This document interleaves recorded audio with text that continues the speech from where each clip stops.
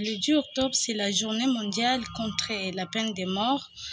Nous sommes à la 22e journée de la commémoration de la lutte contre la peine de mort sous le thème « La peine de mort ne protège personne ».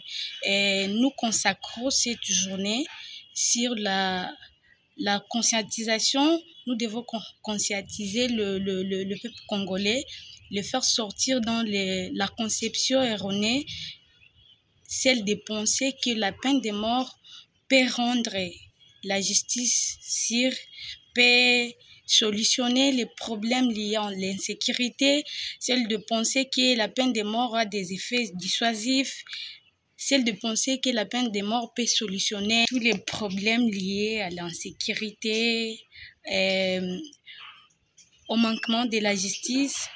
CODAS, comme l'organisation de droits humains et membre de la coalition mondiale contre la peine de mort, vous allez observer avec nous que avant et après la levée du moratoire, on n'a pas assisté à aucun changement vis-à-vis de la situation sécuritaire du Nord Kivu. Goma en particulier, nous ne cessons d'être témoins de cambriolages, de tueries, de meurtres et d'assassinats du jour le jour. La situation s'empire.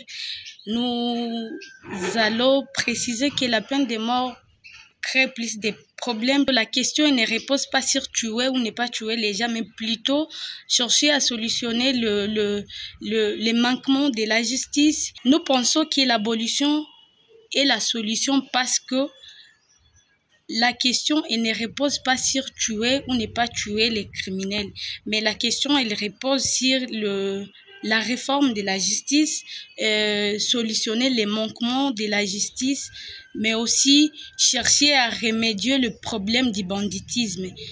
Les problèmes qui ne reposent pas sur la question de tuer ou ne pas tuer les gens, parce que depuis la levée du moratoire, il n'y a pas eu changement. Si seulement la peine de mort avait des effets dissuasifs, comme on le dit, comme on sous-entend, c'est que depuis la levée du moratoire, on aurait dû être témoin d'un changement lié au banditisme, lié à l'insécurité.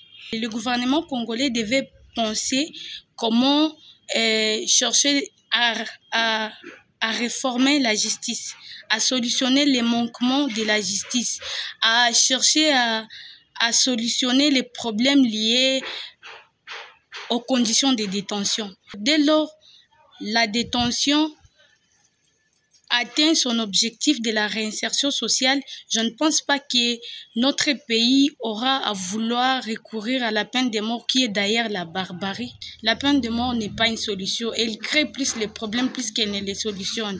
Parce qu'un exemple simple, en condamnant un parent qui laisse sa famille, c'est comme si on condamne toute la famille.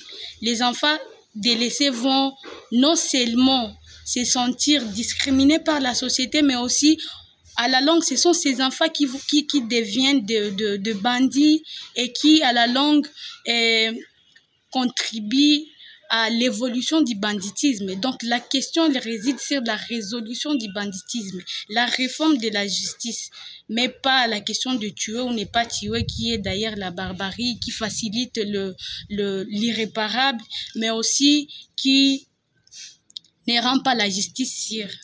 La peine de mort, non seulement c'est une violation de droits humains, mais aussi la peine de mort ne résout pas, ne facilite pas à la justice d'atteindre ses objectifs. L'objectif de la justice, c'est la réinsertion sociale.